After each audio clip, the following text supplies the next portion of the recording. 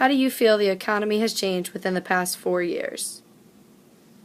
Well, we're slowly gaining back some manufacturing jobs, but the overwhelming layoffs at the end of 2008 that occurred were still very slow in getting those jobs back. We're just about where we were back in that time.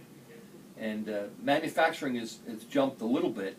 We've also done some recovery in housing, but it's been basically flat since then. That's why our unemployment rate is still above 8%. So it's been especially tough on kids graduating from college who don't seem to be able to find jobs. And that's cumulative. A new group every year adds to those unemployed. Do you feel that students should continue their academic studies after 4 years instead of attempting to find jobs? Well, MBAs and graduate programs are inverse to the economy. So if the economy is doing poorly, many students decide to stay in graduate school with hopes that later on will give them a marketing skill. I would say that if a student can get a job, they should try to work if they can do that.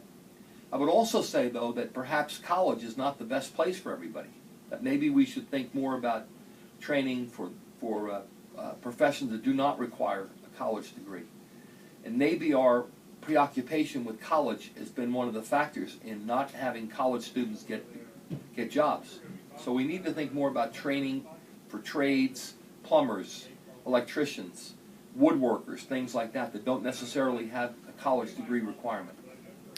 Do you think Obama is going to be able to continue to improve unemployment if he's reelected within the next 4 years? Well, the trend is, no matter who the president is, that we're going to continue to gain jobs.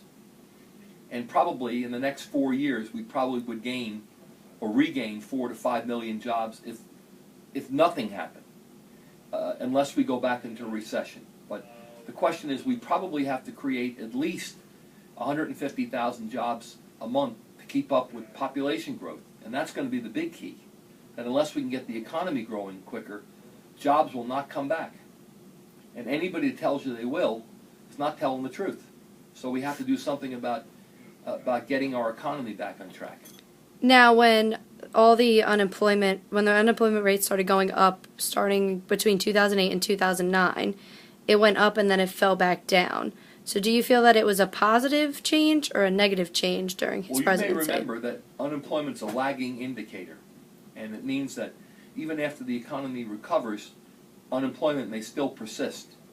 Right now, one of the factors in the unemployment rate is that people are discouraged and are not looking for work, and technically, they're not considered to be unemployed. You may remember that from class.